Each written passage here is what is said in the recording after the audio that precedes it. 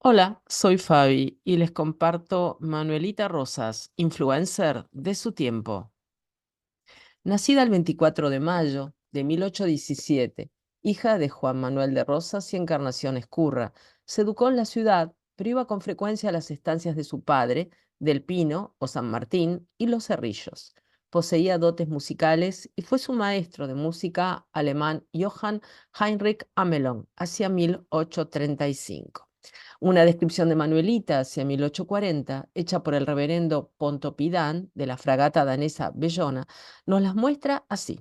Manuelita presenta un aspecto interesante, sin ser regularmente hermosa. Espiritualidad y alma se reflejan en todo su exterior, pero sus modales son exaltados, sus ojos echan llamas y en todos sus rasgos y movimientos se puede leer cuál es su situación singular en la vida. Los oficiales se sienten cómodos en la compañía de doña Manuelita y admiran a esta mujer graciosa y guapa que monta los caballos más indómitos, fuma un cigarrito, si el caso se ofrece, toca el piano y canta, y no mal, y entretiene una conversación corriente en español bueno y francés malo mezclados. Bueno, es la época de dos bandos muy importantes en la historia argentina. Por un lado, unitarios y por otro lado, federales. Unos identificados con el color celeste y los otros, del bando de Manuelita, rojo. El rojo es intenso, que se llamará rojo punzo. ¿Qué diferencia hay entre unitarios y federales? A grandes rasgos, el Partido Unitario buscaba conservar el sistema de administración centralizada que el país había heredado de la colonia, mientras que el Partido Federal buscaba reorganizar el país y fundar una república federativa en la que cada una de las provincias tuviera voz y voto. Vivan los federales, muevan a los salvajes mundos unitarios. Rosas, independencia o muerte. Defensor de las leyes. Esto es lo que se opinaba en aquellos tiempos, eran estos eslogan también de campaña para imponer el régimen rosista. Nuevamente tenemos ilustraciones de unitarios y federales. Las milicias, también fíjense los uniformes, por un lado azules, por otro lado rojos. Y dos personajes célebres de su tiempo, Juan José de Urquiza, según el pintor Luis de Cervi, lo vemos aquí retratado, y Juan Manuel de Rosas, retratado por Fernando García del Molino. Nuevamente aquí tenemos otras ilustraciones, infografías que nos dan detalles de los atuendos, la época, qué personajes estaban de un bando, qué personajes del otro. Bernardino Rivadavia por un lado, Juan Manuel de Rosas por el otro, Juan Lavalle del lado de los unitarios y José Gervasio Artigas del lado de los federales. Y bueno, aquí tenemos diríamos, un recorte de un daguerrotipo de Justo José de Urquiza, ¿no? Donde podemos ver que fue el presidente de la primera Confederación Argentina, del 5 de marzo de 1854, 55 de marzo hasta marzo de 1860. Y sumida en el desconcierto, y sin autoridades, la ciudad de Buenos Aires fue escenario de una ola de saqueos que solo pudo ser contenida por el fusilamiento de al menos 200 personas. Urquiza añadió su cuota de violencia, fusilando a su vez a varios oficiales de las fuerzas enemigas y colgando a decenas de soldados en los árboles cercanos a la residencia de Rosas, para que quedara en claro el costo de la desobediencia.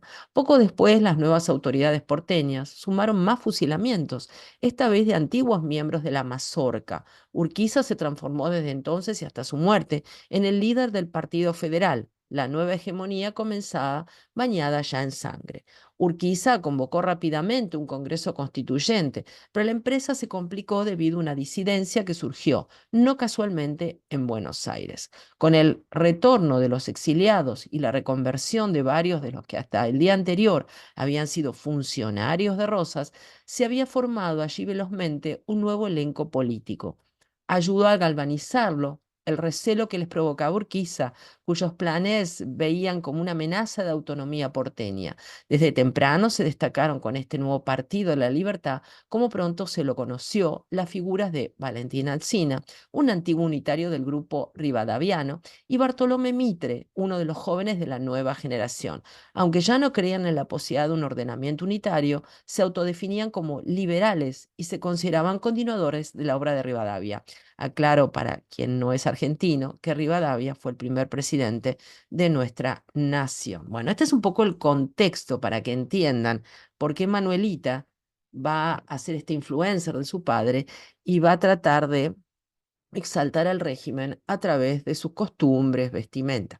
Es bueno que tengamos este panorama previo por si no lo conocían, por supuesto, simplemente para poder entender. ¿Qué era la mazorca que recién estábamos mencionando? Fue una organización parapolicial que ejerció su acción al servicio de Juan Manuel de Rosas, gobernador de la provincia de Buenos Aires de 1829 a 1832 y de 1835 a 1852. Y esta mazorca estaba asociada a la Sociedad Popular Restauradora, pero era relativamente independiente de esta. Ahí tenemos un cuadro, porque por supuesto, como hacemos en estos videos, siempre lo ilustramos con arte, un mazorquero, óleo por Juan Manuel de Blanes, un artista uruguayo eximio, un óleo sobre tela de 39,2 por 30,7 centímetros. Está en colección particular en Buenos Aires, Argentina. Fíjese, tiene un viso romántico el cuadro, ¿no? Bueno, ahí tenemos un poco el panorama de estas milicias, de estos mazorqueros, y es el periodo llamado en la Argentina de organización nacional. No voy a aburrirlos con demasiados detalles históricos, aunque la historia argentina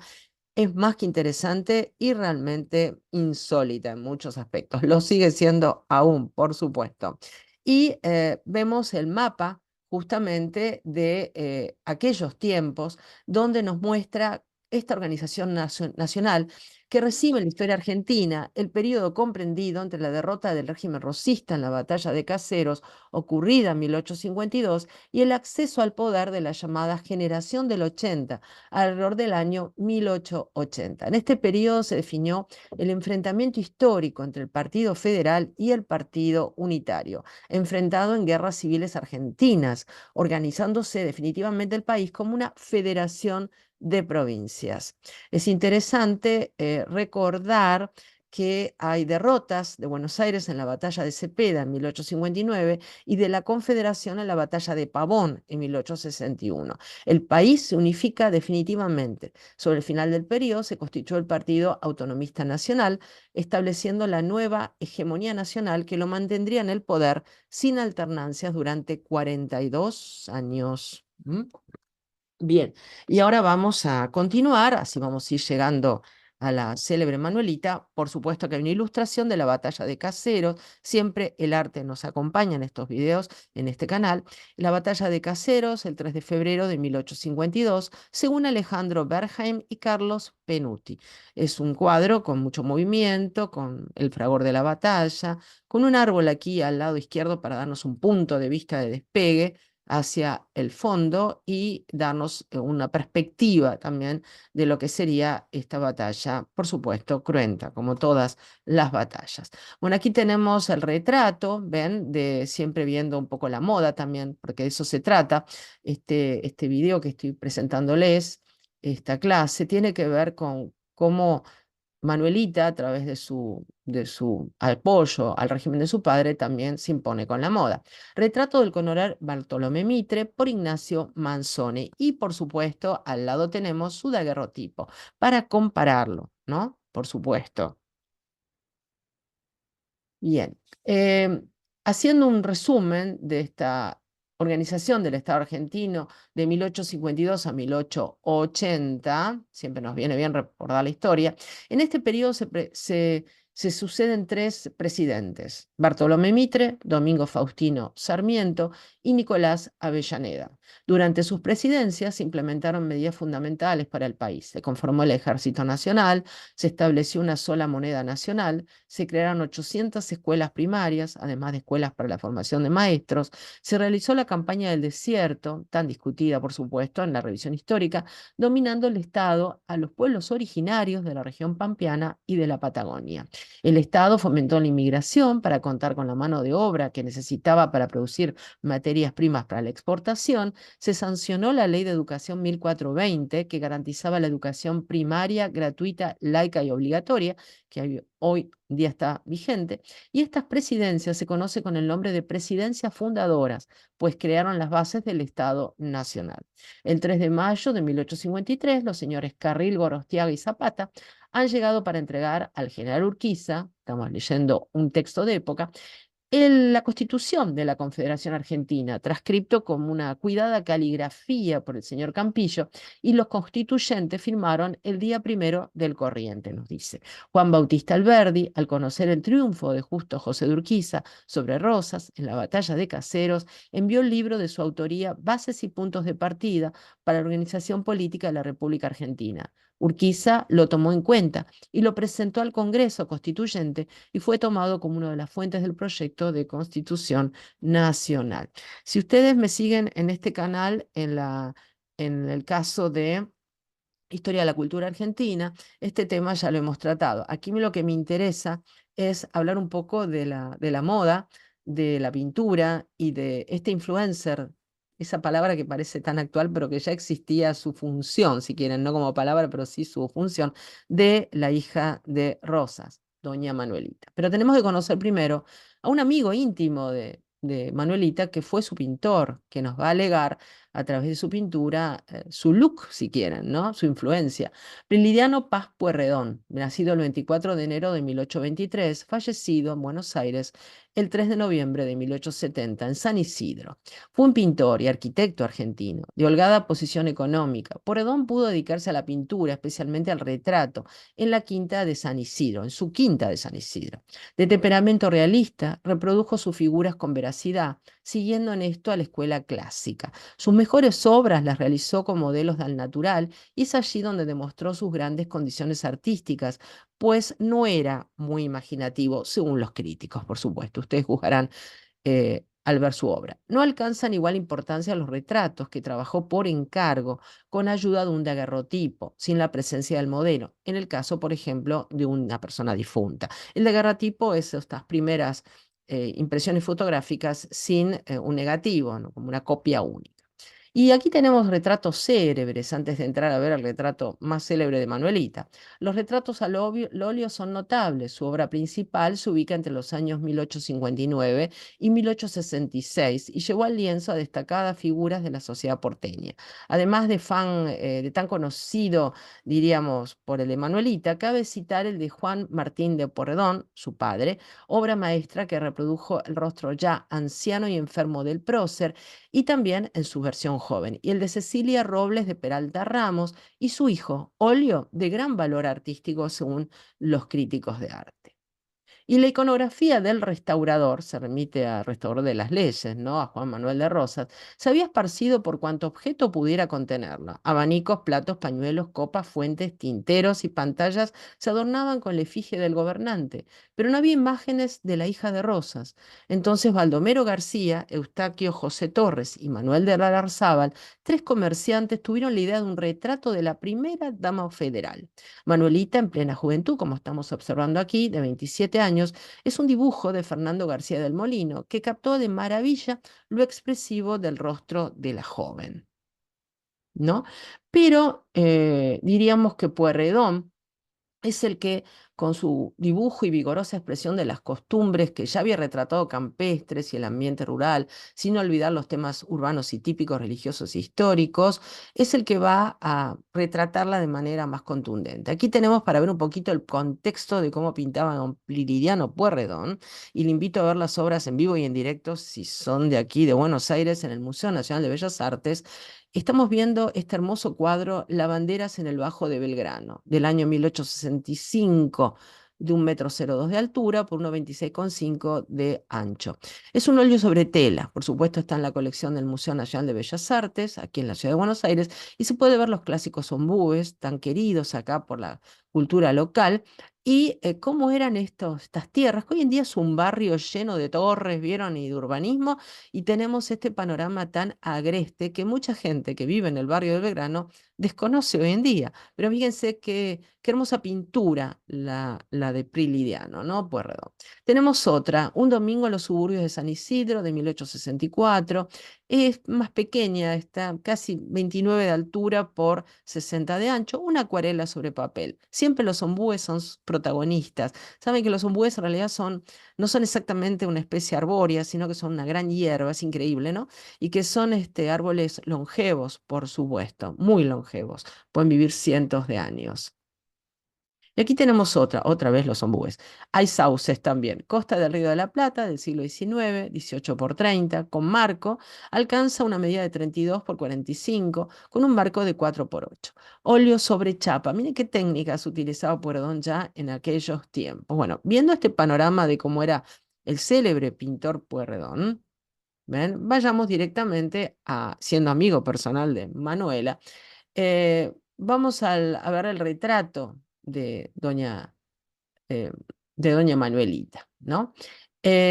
Nació en Buenos Aires este pintor famoso, hijo del director supremo Juan Martín de Pueyrredón. Tenía 12 años cuando fue llevado por su familia a Francia, donde cursó estudios en París y se graduó de ingeniero. Sí, era ingeniero.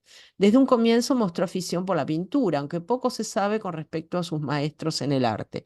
Se supone con fundamento que encausó su vocación en las visitas a las numerosas pinacotecas europeas y que en su formación artística influyeron algunos maestros españoles de la escuela goyesca, como José Madrazo. Cuando en 1850 Pueyrredón regresa a Buenos Aires, ya dominaba los pinceles y entonces llevó al lienzo el retrato de Manuelita Rosas de Terrero, magnífico óleo que ha merecido los más elogiosos juicios de la crítica. El cuadro es un colorido pleno y agradable. El artista representó a Manuelita de pie, vestida con un lujoso traje de fiesta de terciopelo rojo, la cabeza ligeramente inclinada y con su mano derecha que apenas se apoya sobre una mesa como estamos observando. El rostro melancólico pero bondadoso contrasta con los acentuados timbres del conjunto. La obra ha sido calificada como una sinfonía en rojo. Este retrato de Manuelita Rosas de 1851 mide casi 2 metros por 1,66 de ancho y con el marco alcanza 2,23 por 1,87 por 7 centímetros de espesor el mismo. Y lo van a encontrar para su deleite en el Museo Nacional de Bellas Artes, por supuesto. Se los recomiendo, pues son los grandes museos de Latinoamérica. Recuerdo que Plinio Paz Pueyrredón nació en 1823 y fallece en 1870. Con este cuadro, vieron, ella se consagra ya como una gran gestora de moda, como una gran referente para seguir la moda de sus tiempos, aparte por su carácter también. Habíamos leído esto al principio, ¿no? Esta descripción que hacen de Manuelita, ¿no? Y vuelvo a reiterárselo. Manuelita presenta un aspecto interesante sin ser regularmente hermosa.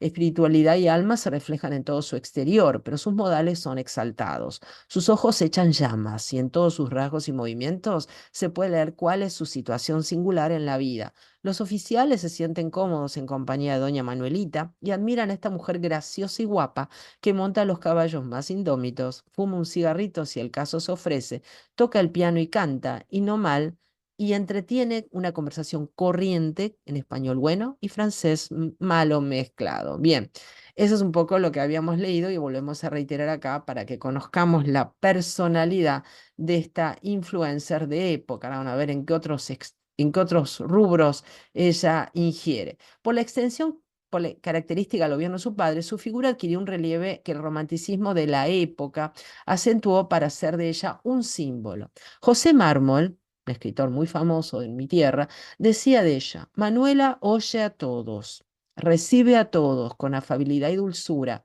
El plebeyo encuentra en ella la bondad en las palabras y en el rostro. El hombre de clase alta halla cortesía, educación y talento. Manuela no es una mujer bella propiamente hablando, nos cuenta, pero su fisonomía es agradable y simpática, y con ese sello indefinible pero elocuente que estampa sobre el rostro la inteligencia, cuando sus facultades están en acción continua. Agregada a esto una figura esbelta, una cintura leve y flexible, y con todos esos movimientos llenos de gracia y voluptuosidad que son peculiares a las hijas del Plata, tendréis una idea aproximada de Manuela de Rosas, hoy a los 33 años de su vida, edad en que una mujer es dos veces mujer, nos cuenta, ¿no? Bueno, acá tienen otro retrato de Manuelita de Rosas, un estudio de retrato, en realidad. Por supuesto, estamos hablando nuevamente de Prilidiano Pueyrredón. La obra es de 1851, es un óleo sobre tela de 37,7 por 30,3, siempre va primero a la altura, la descripción de las medidas en el arte, y el estilo podemos considerar un naturalismo. Vieron, muy simpática esta obra, muy agradable. Siempre Manuelita vieron posando, diríamos, de manera casual, pero vestida de gala. Y ese vestimenta es lo que va a ser tan influyente ella por la moda y otras costumbres que va a tener. Comparemos las dos obras.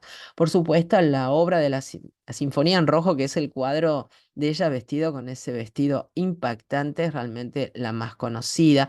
Y hay una Sinfonía en Rojo, como la definía Pueyrredón, un poco porque hay una relación con el florero y las rosas, el sillón, muy de gusto burgués, diríamos, el estilo federal de la época de Rosas. De paso, les comento que en este canal tienen el mobiliario, la estética de época, si quieren, dentro de la lista de reproducción de historia del mueble. Y por supuesto, esto yo ya lo volví a contar de manera general cuando estábamos viendo Historia de la Cultura Argentina.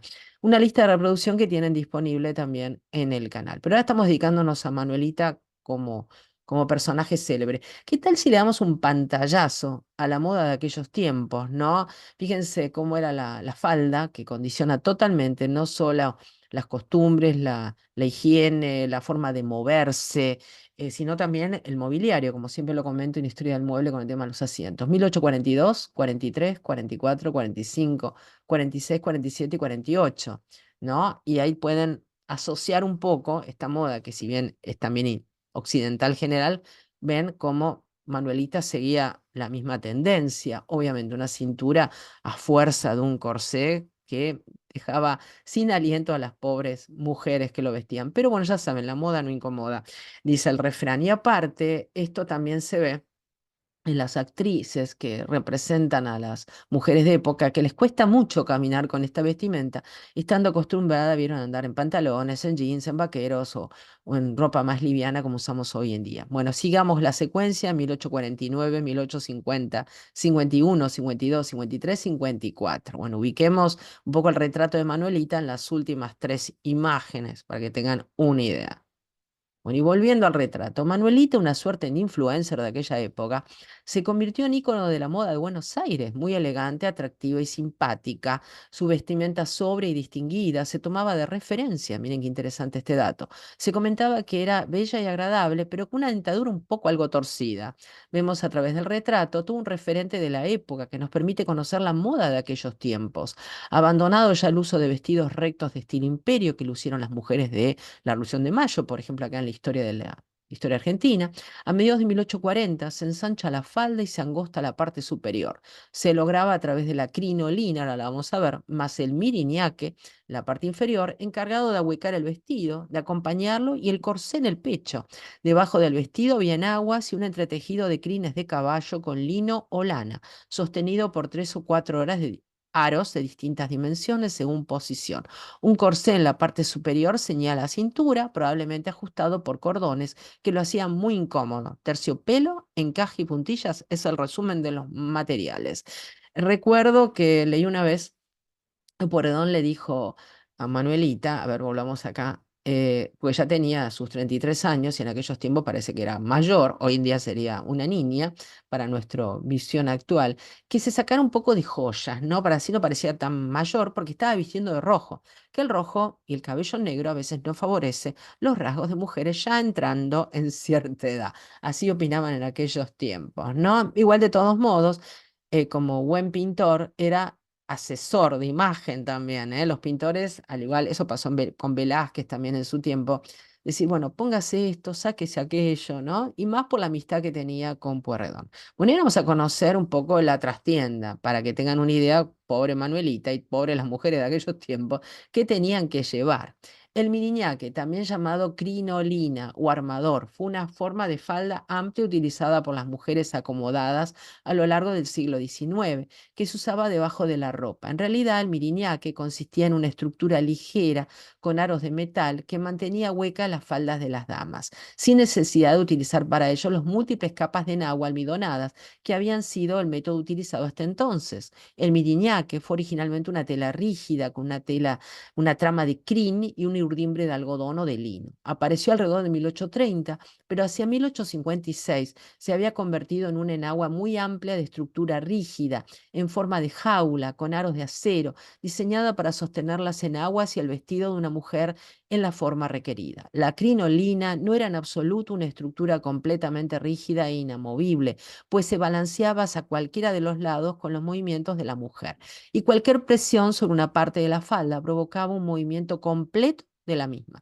Los miniñaques fueron intensivamente usados en su extravagante forma entre 1850 y 1870, alcanzando su máximo tamaño alrededor de 1865. Desde entonces, el término se ha utilizado para designar los variados inventos utilizados para sostener las faldas holgadas hacia diferentes direcciones. Sin embargo, estos miriñaques más recientes no guardan relación con los clásicos. Vieron, hoy en día se dice, cuando uno habla de temas antiguos, dice, sos de la época del miriñaque, ¿no? Bueno, aquí tienen una suerte de tiras cómicas donde se vuelta a lo absurdo ya, que llegó a causar la muerte de miles de mujeres en el siglo XIX por incendios accidentales, quedar trabada con algo, vieron hasta provocar incendios porque saltaban las chispas de la chimenea, o caerse y pegarse un flor de golpe, ¿no? Bueno, es un poco la comicidad, pero ya saben que las mujeres siempre somos criticadas por la moda que usamos. Hoy pasa lo mismo con un montón de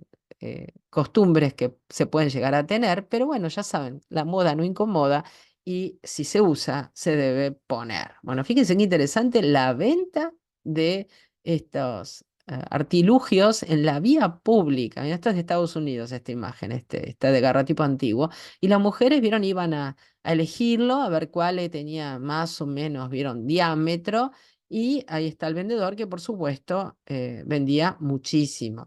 Ahí se ven más fotos de época coloreadas, porque bueno, eran fotos en blanco y negro, pero ahí se puede ver cómo era el proceso de todo el proceso, miren, miremoslos en secuencia, de ir colocándoles hasta con zancos las asistentes, vieron lo que llamamos las sirvientas, de buen término lo digo, y vieron así les colocaban con estos palos, y por supuesto, que también causaban accidentes a los que estaban alrededor de ellos también, por caídas. Bueno, ahí se ve como una señora está comprando su crinolina, ¿no? Hasta hay un chiste que decían que cuando subían a un transporte público deberían sacárselas, porque si no, nos las dejaban sacar, porque no entraban. ¿Vieron? Bueno, ahí está. La primera crinolina metálica la registró en Estados Unidos en el año 1856 W. S. Thompson. La invención de la máquina de coser hizo que varias fábricas se especializaran en crinolina y las vendieran a destajo. En España, la crinolina era más conocida como miriñaque y vino a sustituir al tontillo, una pieza tan fea como su nombre, tan anhelada que también se popularizó en Francia. Un aviso publicitario de aquellos tiempos. ¿Vieron? ¿Por qué triunfó tanto? Más allá de la estética, hubo más razones. Por fin una moda era accesible por igual y a la vez a todas las clases sociales, desde la aldea más recóndita a la ciudad. La campesina más pobre podía conseguir la suya y lucir tan elegante como cualquier mujer de la nobleza. Que no tuviese la misma cualidad era lo de menos, obviamente. La moda es como que va unificando. Hoy en día, vieron, tenemos muchas modas que unifican, entre ellos, vieron el jean, obviamente, hace ya varias décadas que uniforma todas las clases sociales, aunque vieron, está el tema de la marca. Acá, bueno, no tanto el tema de la marca. Para desencantar a las mujeres, miren, se extendió la creencia de que usar quinolina era renegar del cristianismo. Y fue así como las que la usaban dejaron de hacerlo o fueron socialmente rechazadas. La doble enagua volvió a ponerse de moda y la importancia del volumen con los años fue bajando de la cadera a los pies. Entre la crinolina de acero, el corsé y la melena hasta el suelo, hoy cuesta imaginar una mujer cargando semejante peso sobre su cuerpo. Sí, es verdad, es lo que le pasa a las artistas. Miren qué deformaciones podía llegar a causar en unas imágenes acá. Efectos en un semanario pintoresco español del año 1836, efectos de usar el corsé, se te desplazaban los órganos por ahí según el relato, porque claro, las cinturas se reducían a menos de 50, imagínense lo que era eso, y comer, olvídense, ¿no? Ahí está, miren, cómo se ve en un, en un, en un registro acá de una ilustración médica, el desplazamiento y compresión por el corsé de vísceras del pecho, del abdomen. No, no, no es chiste, esto era realmente grave. Pero bueno, ahí se puede ver en la izquierda mejor la situación. Pero hoy en día, siglo XXI, por lo menos en mi país, las chicas que cumplen 15 años quieren vestirse así, por un ratito nomás, ¿no? Y lo que estamos viendo, nada más que son otros materiales, son estas vestimentas que se alquilan, que parecen vestidos de novia, pero se alquilan para las fiestas de 15 o se realizan para las fiestas de 15, que miden 1,10 por 1 metro hasta llegar a la cintura. Fíjense, ahí tenemos una chica, una adolescente feliz de lucir su vestido de 15 años. Ahí se ve también un taller de costura que las están creando, por supuesto, con materiales ultra livianos y solamente para estos eventos. Imagínense que esta vez, al igual que pasaba antaño, subirse a un subterráneo o un ómnibus con esto cotidiano para ir a trabajar es complicado. Bueno, volviendo a Manuelita, las mangas son cortas, dice, ¿no? Dejando hombros al desnudo y el escote en V, llamado escote en cœur, en corazón. Se completaba el ajuar con la mantilla a modo de sobre todo para salidas a teatros y misas. Era un poco la característica. Miren qué rostro apacible, ¿no? y, y de chica vieron segura de sí misma, ¿no? Y aparte las joyas, ¿no? Que recuerden que lo que les conté, que su amigo Pueyrredón, el pintor, le pidió que fuera moderada, por favor, con las joyas. Y ahí vamos. ¿A cuánta joyería que luce Manuelita? Fueron en su mayoría regalos que recibió de dignatarios extranjeros. Este lujo fue motivo de críticas de parte de Sarmiento y los unitarios, que estaban del otro lado del bando, ¿no? El peinado se usaba en las tertulias, la raya al medio con bucles que caían a los costados y alguna flor o peineta en la cabeza, sujetando el tocado. Por aquellos tiempos, de 1851, los peinetones habían pasado de moda. Si les interesa, aquí dentro de la lista de reproducción de cultura argentina, tienen justamente el tema de la loca moda de los peinetones, que realmente es increíble. Vayan y véanlo porque da que hablar. Bueno, para ver un poquito acá con el GIF acá del subterráneo de Buenos Aires y el mapa del subterráneo de todas las líneas de la ciudad de Buenos Aires, la línea B, la línea verde, se llama Pueyrredón, pero no por el pintor, sino por el prócer, ¿no? Y ahí se puede ver que hay un montaje fotográfico de Manuelita tomando el subterráneo. ¿Qué les parece? Muy bueno está.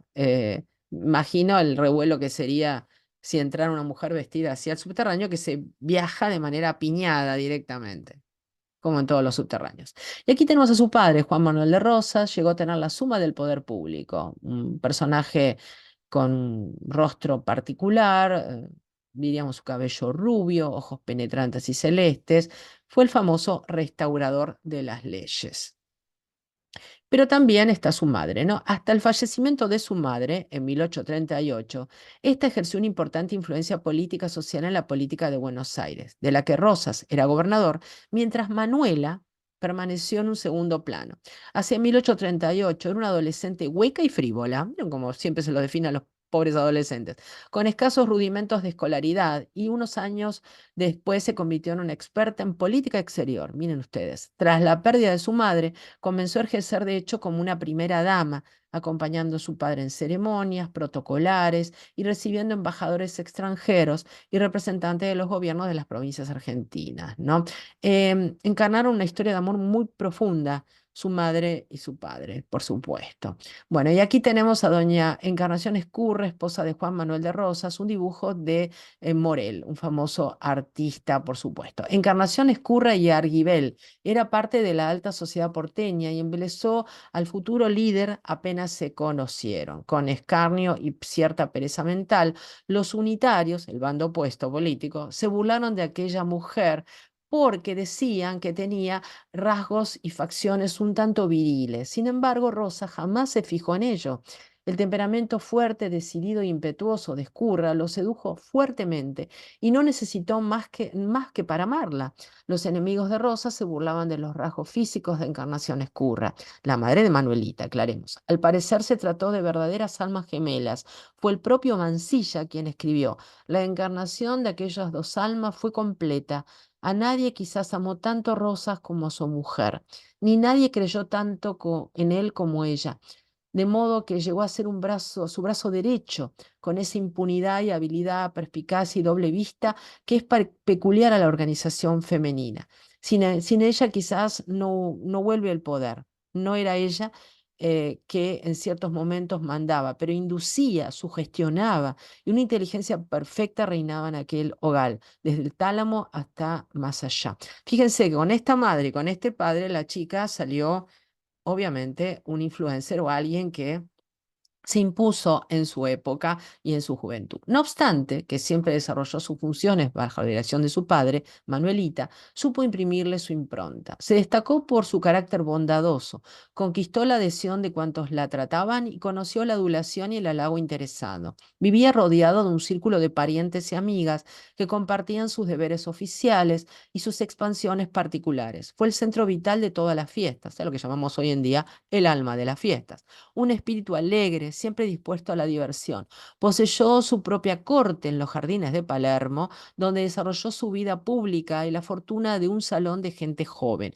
A sus tertulias asistía lo más rancio de la aristocracia federal y a algunos sospechosos de ser unitarios, infiltrados. Su romance con, aquí lo estamos viendo, Máximo Terrero, alimentado durante muchos años, no pudo pasar de proyecto por la oposición de Rosas, y solo después de la caída del padre logró concretar su casamiento, desafiando la ira del despótico ex gobernante que nunca le perdonó el haberlo abandonado. Máximo, hijo de Nepomuceno, amigo y socio de Rosa, se desempeñaba como secretario del propio restaurador. Así que bueno, era el amigo de su padre, el colaborador, y bueno, fue el gran amor de Manuelita.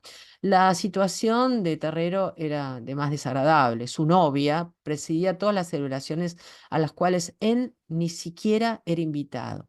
Como vivía en la residencia de Palermo, era testigo de los flirts entre sus amados y los europeos. Así como todo el mundo conocía que eran novios, a nadie se le escapaba que la soltería de Manuela era forzosa. En este caso, este estado de cosas, esta mujer sobrepasó los 35 años y para su dicha e infortunio llegó Caseros, con la derrota, la batalla de Caseros.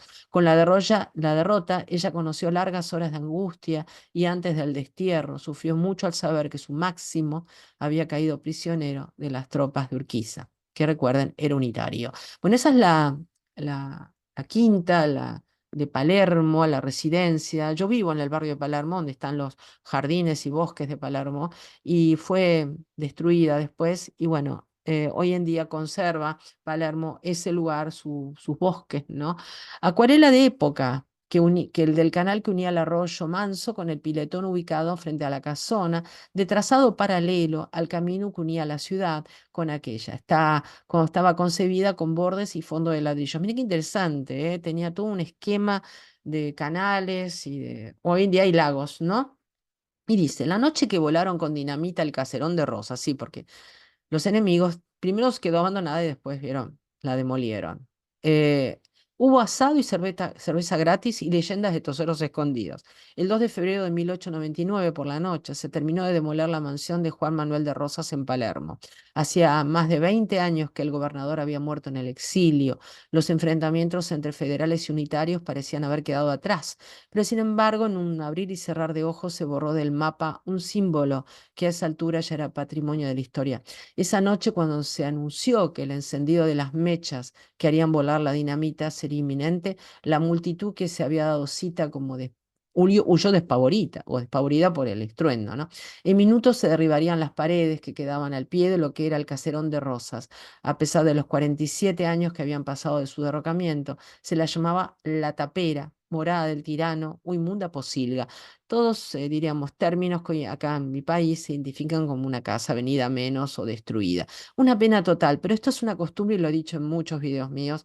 Es una costumbre que tenemos hasta hoy en día de demoler. Lamentablemente, en la Argentina se está dando esa situación, no solo de pérdida de bosques y de cuestiones naturales, sino de demoler constantemente el patrimonio. Es lamentable. Bueno, aquí tenemos un ejemplo de época de Manuelita. Manuelita Rosas, aquí tenemos un daguerrotipo, junto a sus hijos, Manuel Máximo, de 14 años, y Rodrigo Tomás, de 12, ya mayor, por supuesto,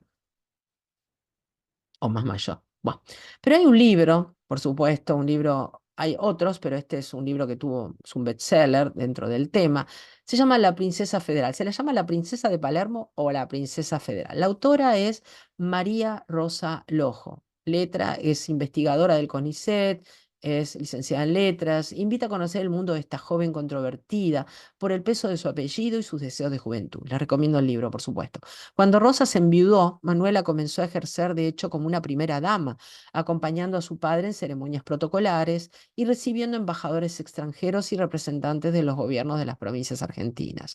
Durante los años en que su padre permaneció en el poder, fue un símbolo del Partido Federal, a diferencia del rígido carácter de su padre, aportaba en las relaciones públicas de estos gestos de humanidad y de dulzura, pero a diferencia de su madre, nunca fue su consejera ni organizó ningún partido. Manuela era íntima amiga de Camila Gorman, otra chica famosa de aquellos tiempos, la joven muchacha que protagonizó una trágica historia de amor con un sacerdote bajo el mandato de Rosas. Manuelita falleció en Londres en 1898, después de haber llevado una vida tranquila en el exilio y sin haber regresado a la Argentina desde la batalla que derrotó a su padre, la batalla de Caseros. María Rosa Lojo, la autora, nos lleva a la vida de una de las personalidades femeninas de la política argentina, hija de Juan Manuel de Rosas y Encarnación Escurra, fue amante de Máximo Terrero, hijo del amigo y socio de Rosas, relación a la que su padre se opuso. Este libro, les aclaro, tiene diferentes portadas, ¿eh? Se va reeditando, se los recomiendo ampliamente.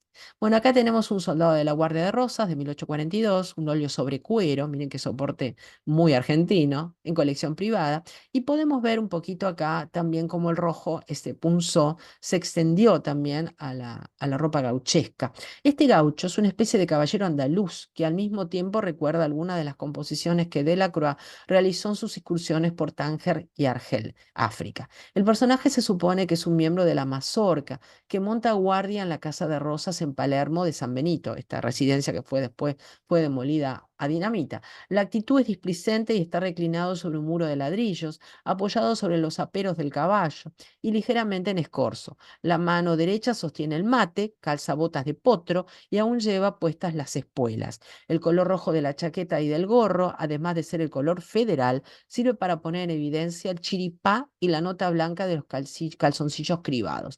La rastra de cuero muestra el lujo de 4 monedas de plata, lo que nos da una idea de su rango, que no es el de un gaucho raso, simple. Esto lo comenta Eduardo Iglesias Bricles en La Identidad Nacional y el gaucho amanerado del autor Montboisan. Ese es el artista. Sí, teníamos muchos artistas viajeros extranjeros que pintaban nuestras costumbres.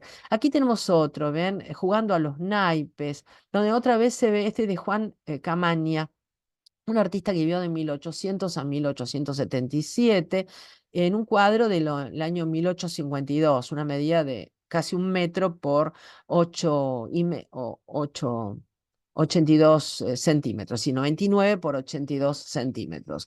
Dice Juan Carlos Bedoyo, pues bien, el pintor Camaña, Juan L. Camaña, en un óleo que data de 1852, nos muestra la enramada de una pulpería con mesa y bancos fijos, lo cual le señala destino de reunión acostumbrada, en donde paisanos y soldados federales juegan a los naipes, mientras una moza, y la vemos a la chica, les acarrea mates, la evidente templanza de los jugadores y el circular, el circular, sí, el que va circulando el mate como entre camaradería, como instrumento para un inevitable estrechamiento en las relaciones de los dos sexos. Nos convence que la cebadora no fue un ente inerte e indiferente ante el juego, sino que en la espera hace recibir de vuelta la calabaza. La calabaza era el mate en ese momento, ¿no? Debió ser espectadora interesante, muy interesada aún, pero por mera curiosidad en conocer las reglas que presidían el ir y venir de los naipes. Y aquí otro posible medio de comunicación entre hombres y mujeres, un tema común para conversaciones y cuentos que integraba a ellas, aunque fuera pasivamente en el mundo masculino. Es interesante ver todo el contexto de época para entender un poco a Manuela también, ¿no? Bueno, el cuadro se llama Soldados de Rosa jugando a los naipes. Bueno, y aquí tenemos de Fernando García del Molino, ¿no? Un artista que vivió de 1813 a 1899, un retrato de época también, donde se ve a Facundo Quiroga, el caudillo Facundo Quiroga, que decían que era de feroz hermosura, ¿no? Fíjense, juzguen ustedes, sí, para la época lo sería. Y este artista, Fernando García del Molino, nació en Chile de padres españoles, ¿eh? Y fue discípulo de Goya. Después de la batalla de Caseros, poco sabemos con respecto a la vida de este artista, llamado el pintor de la Federación, por cuanto ningún igualado su abundante iconografía relativa al restaurador, el padre de Manuelita. Así que hubo otros pintores, pero bueno, a Manuela le tocó ser retratada por, eh, por su amigo personal, no, Pueyrredón. Pero este artista no solo retrata a Facundo Quiroga, también retrata a Rosas, también hay retratos de la sociedad y retrata, ven ahí, a la mamá, ¿no? De Manuelita, para que vean de una efigie de perfil, un poco la costumbre de aquellos tiempos, que proviene de vieja data, proviene inclusive del primer Renacimiento. Así que nosotros digamos, un poco la cultura europea tamizada con el tiempo, con artistas viajeros, y es ahí vieron cómo podemos interpretar un poco el arte nacional. Sí, por supuesto, si les interesa, en este canal tienen la lista completa de reproducción de historia de la cultura argentina. Vivan los federales, mueran los salvajes unitarios. Desee el arco ese todo que rodea como una nimba, como una aureola, a la mamá de Manuela, por supuesto, vestida de rojo. Carga de caballería, que tienen otra obra del artista, se ve el Ejército Federal, por supuesto, el color rojo era preponderante en los uniformes. La obra es de 1839, pequeño tamaño, 45 por 54, y se encuentra para que la puedan apreciar en el Museo Nacional de Bellas Artes, que les vuelvo a reiterar, es un museo increíble porque reúne colecciones que han donado familias patricias, familias, vieron, de mucho abolengo, de acá de mucho poder adquisitivo y dinero, que por eso es un museo latinoamericano con tanto patrimonio, si les interesa. También hay colecciones de arte contemporáneo y moderno. Y sorprende, como yo llevo a mis alumnos, de encontrarse con un Van Gogh de verdad, un Renoir, y se fascinan, bueno, aparte de la parte histórica. Y aquí tenemos una exposición que se hizo en otro museo a tener en cuenta, el Museo Histórico Saavedra. Es un museo de historia que se encuentra en el barrio de Saavedra, en la ciudad de Buenos Aires. Es un recorrido que estamos viendo acá a través de las fotografías, que se llamó la muestra La paleta del restaurador, haciendo alusión al color rojo. ¿Vieron? Ese color rojo punzó que ahora vamos a destacar. Bueno, hablando del rojo punzó. Buenos Aires conserva la historia de un color. En tiempos de Rosas y del federalismo, el rojo punzó, oscuro y vivo, un rojo sangre y fuego, tiñó la ciudad. Los ciudadanos no podían circular sin cintas o adornos de esa tonalidad, presentes en los espacios públicos y popularizada a tal punto que alcanzó como variedad rioplatense un sitio en el diccionario. Importada de la tradición europea, esta variedad cromática se extendió con presencia simbólica en la vestimenta, uniformes, vajilla, utensilios, ornamentación y carruajes, en convivencia con la omnipresente figura del gobernador en telas, cerámicas y todo tipo de objetos inmateriales. Sí, hoy en día se consigue, ¿eh? Yo tengo réplicas, se consiguen en la tienda, se llama Tienda El Federal, aquí tienen los ejemplos, la pueden comprar por internet, obviamente. Hoy siempre, bueno, vivan los federales, mueran los salvajes e inmundos, unitario, nos reza. Él las cintitas. Había que llevarlo porque si no, viste, no se podía circular por la calle. Bueno, ahí se ve atuendo, en la misma muestra nos presenta atuendo de moda romántica de 1820 a 1840 con de la divisa punzó, punzó con Z y O al final y acento. Y nuevamente rezan el mismo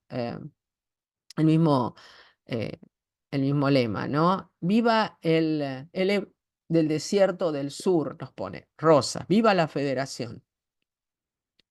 Ahí se ven también que hasta los abanicos de las damas, que por supuesto impuso Manuelita a través de su vestimenta, tenía que tener estas plumas rojo punzó, ¿no? Este abanico hermoso que integró esta muestra, se fue reuniendo todo lo que se fue juntando para hacer la muestra esta en el Museo Saavedra. Las mujeres cuentan, eran instadas a decorar su cabello con flores y adornos rojos, como este abanico que están viendo, ¿no es así?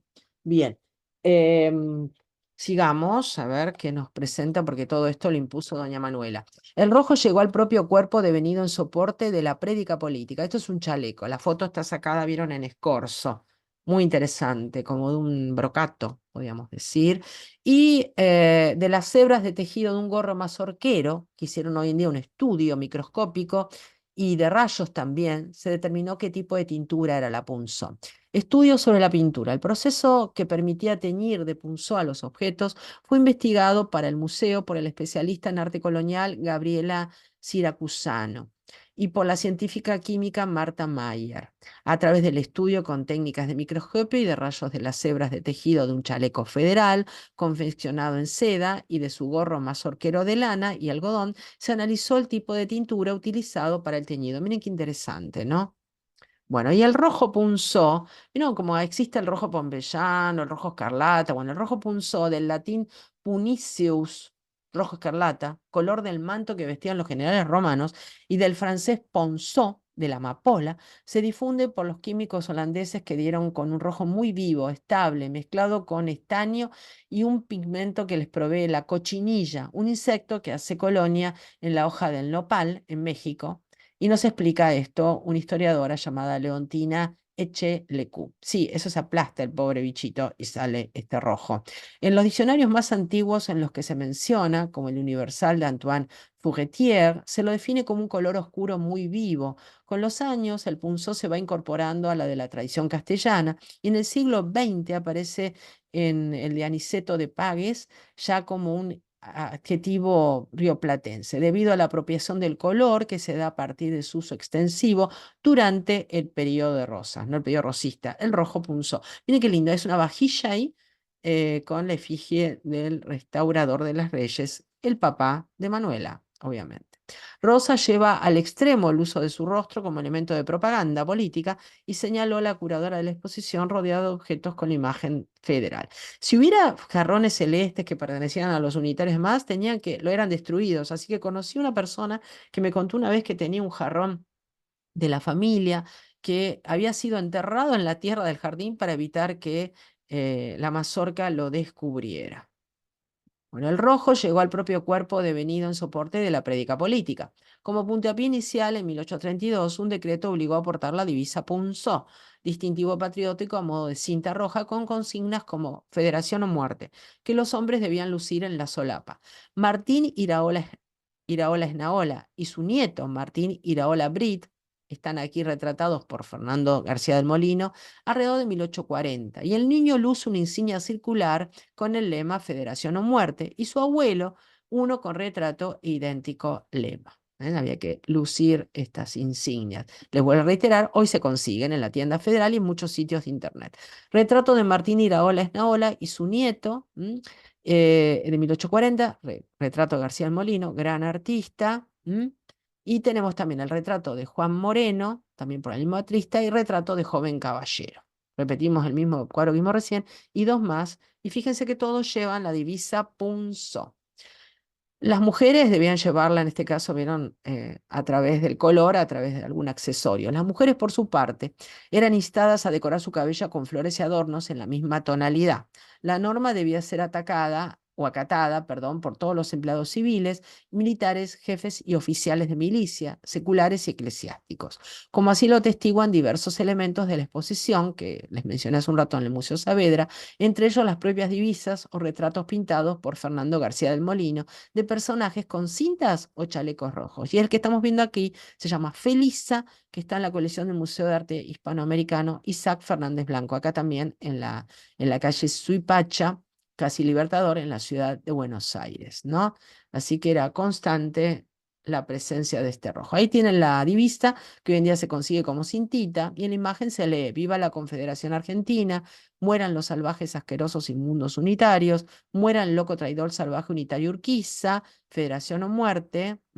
FM significa no frecuencia modulada, sino Federación o muerte. Bueno, y la divisa punzó fue un distintivo político utilizado por los federales, formado por una franja de color rojo, cuyo uso se popularizó entre los seguidores de Juan Manuel de Rosas durante un segundo gobierno en la provincia de Buenos Aires, Argentina. El color rojo punzó es la deformación de rouge ponceau, es decir, rojo amapola silvestre, un matiz de rojo fuerte, intenso, vivo, utilizado en Francia en la moda de las primeras décadas del siglo XIX. Entre los partidarios del Partido Federal, el color rojo punzó era un signo de lo popular, ya que en las Provincias Unidas del Río de la Plata y luego en su continuidad jurídica, el estado denominado Confederación Argentina era un color bastante fácil de obtener a partir de la sangre de los abundantes ganados, especialmente vacunos. Sí, recuerden que Argentina, sus primeros, eh, diríamos, faenas y demás se referían, y comercio se refería al ganado vacuno, ¿no? Hay una película que recomiendo, ¿no? Que habla de estos enfrentamientos porque de la época unitarios y federales y como una chica cae enredada en este tema y termina siendo ejecutada por el régimen rosista por tener un amor encima prohibida con un sacerdote. Y la famosa película Camila de María Luisa Bember de la década del 80, hace 150 años los condenaron por amarse, hoy usted puede juzgarlos, nos dice el afiche de la película.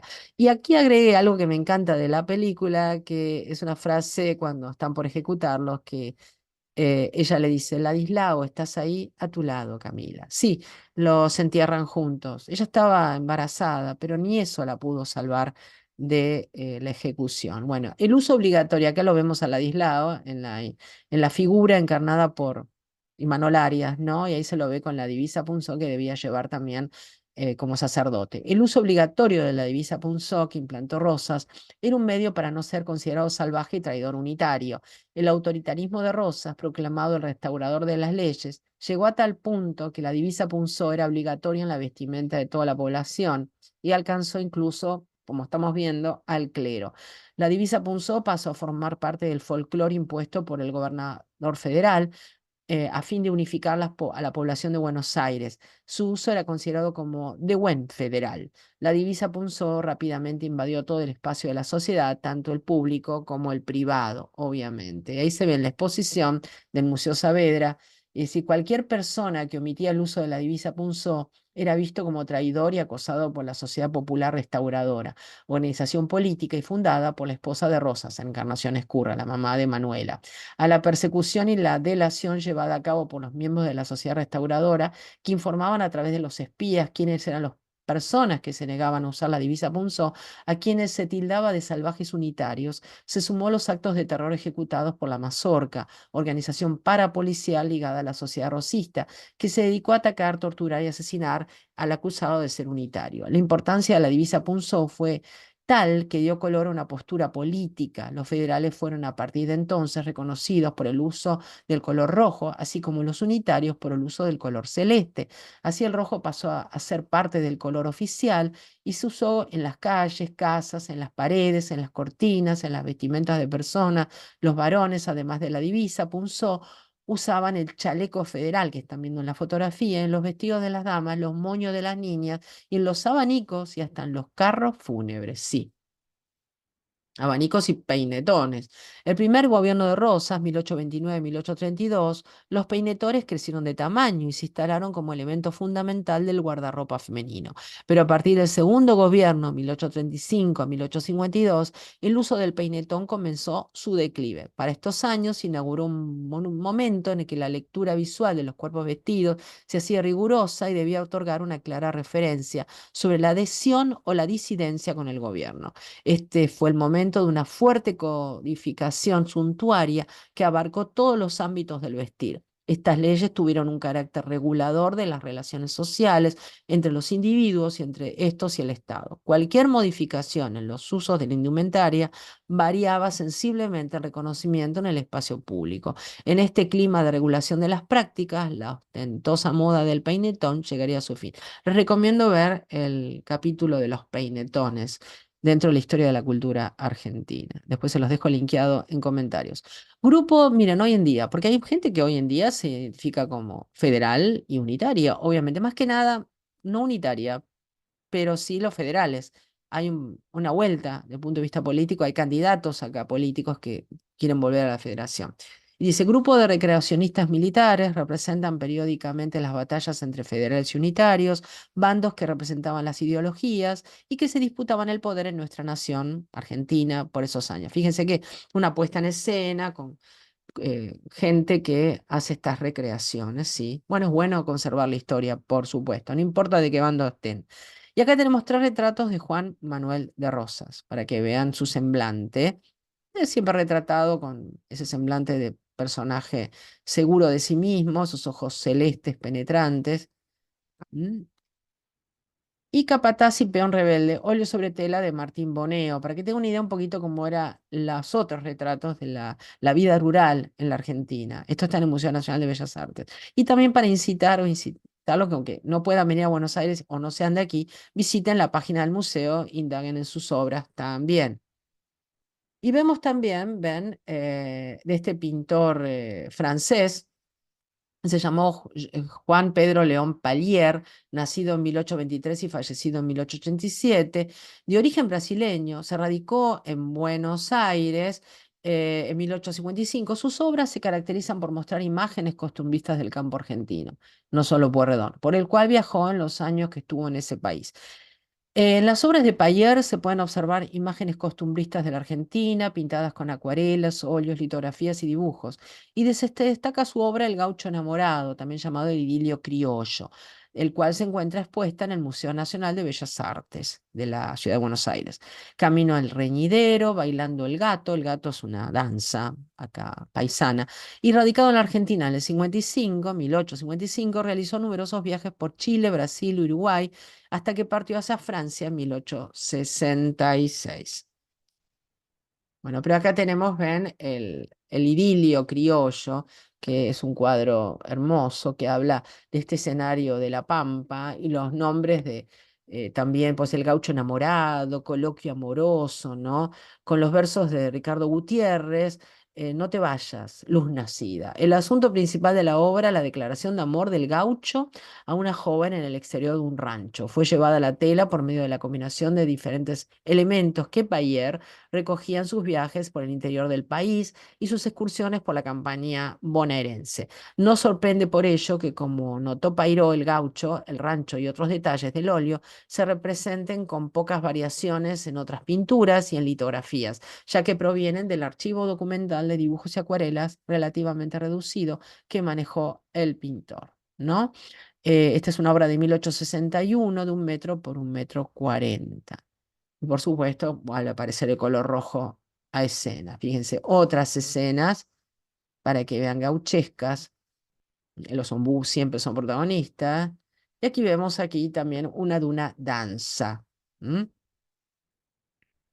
Y también en la calle podemos ver aquí escenas de cómo eran las calles de Buenos Aires, con un aparejo de piedra pisonada para circular por la calle, las aceras o veredas, los faroles coloniales típicos, porque eso previvió, aunque Argentina se independizó, esa estética colonial sigue presente. Atrás se ve la bandera argentina actual, por supuesto.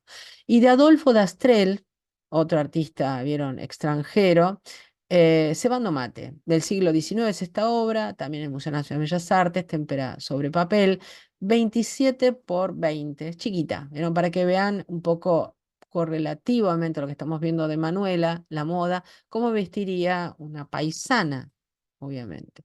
Y aquí tenemos la contrapartida, miren, de Adolfo Dastrel, porteña vestida de celeste. Bueno, si Manuela se vestía con rojo y ella daba toda la influencia, estaba la contrapartida, vieron las que se vestían de celeste. Es un papel montado sobre cartón, una acuarela sobre papel entelado, de 35 por 27. Se encuentra en el Museo Nacional de Bellas Artes. Y viste, bueno, luce un peinado con bucles, al igual que Manuela también se peinaba así. Y tiene, vieron, un broche que sostiene el moño con el chal.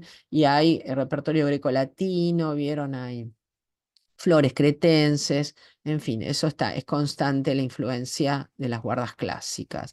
Y también tenemos, miren qué bello este cuadro de Adolfo Dastrel, estanciero con chaleco federal, por supuesto, el rojo punzo.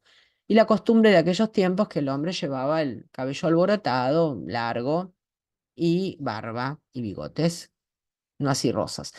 Fue tanto la influencia de Manuela que también hay una ópera. Bueno, es sabido que muchos fueron los músicos y poetas que dedicaron temas a Manuelita Rosas, desde Juan Pedro Esnaola, célebre artista argentino, pasando por Héctor Pedro Blomberg y Enrique Maciel, y también José María Macias y José María Aguilar, todos artistas que vivieron desde 1800, principios de 1800 hasta 1850, 1870 hasta llegar a nuestros contemporáneos Martín Sardella, Ricardo Pereira y Gustavo Recal, para citar solo algunos. Sin embargo, son pocos los que conocen la existencia de una zarzuela llamada Manuelita Rosas, con música de Francisco Alonso y libreto de Luis Fernando Ardavín, que se estrenó en el Teatro Calderón de Madrid el 21 de enero de 1941, así en el siglo XX. Y tiene que ver, vieron, con una obra revisionista, si quieren, de aquellos tiempos. Y bueno, Manuelita tuvo tanta influencia que hasta tiene su ópera.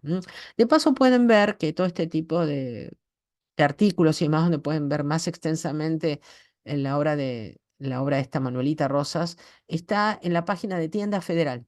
Es una página que actualmente fomenta toda la cultura de la época de Rosas y también tiene merchandising, si quieren. Pueden conseguir la divisa Punzo.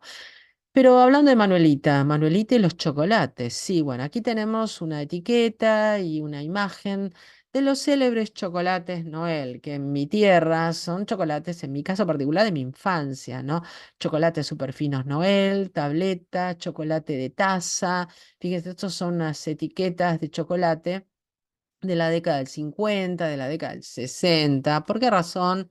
Bueno, porque los bombones de Manuelita Rosas, cuando el Vasco Noel, de ahí que se llama después la firma, actualmente se llama Noel, anunció la apertura de la fábrica de confituras El Sol, que están viendo acá a la derecha, en 1847, Rosas ya había construido su caserón en el actual barrio de Palermo, esa casa que fue demolida, como les conté. La casa era baja, con corredores desde donde había sillones para los visitantes. Y en el salón comedor, Manuelita organizaba sus tertulias y bailes a los que asistían a la clase decente, entre comillas, que incluía a los jefes militares, funcionarios, hacendados, comerciantes, sacerdotes y profesionales. Y allí era, según registros históricos, donde Manuelita ofrecía las dulzuras de la fábrica El Sol, que a partir del fallecimiento de Carlos Noel en 1865 y bajo la administración de su hijo Benito, comenzó a usar el apellido de la familia. La fábrica fue un éxito que alcanzó una producción de 40 toneladas, por ejemplo, de un producto muy consumido por el pueblo argentino hasta hoy en día, el dulce de membrillo. Estamos hablando de una cifra de 40 toneladas en 1910, ya en el siglo XX.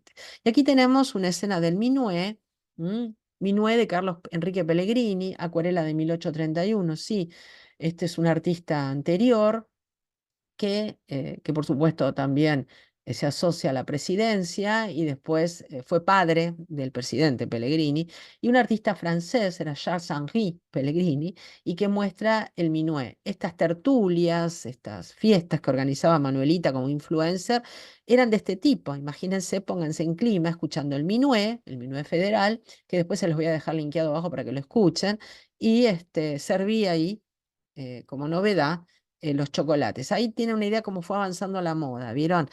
Habíamos visto la anterior, de la época del retrato, bueno, esto vamos para atrás, 1828, todavía con influencia del talle un poquito más princesa o imperio, 1829, 1830, 1831, 1832, 1833, y ya en el 34 se empieza a ampliar la falda. Y hablando del minué, es del año 1831. Se mostraban, vieron los tobillos y los pies. Aquí tenemos otra acuarela también de Carlos o de Charles Pellegrini, Minuede en los Altos de Escalada, del año 1834. Se admite un barrio, los altos, están los bajos, los bajos de Belgrano, los altos de Escalada.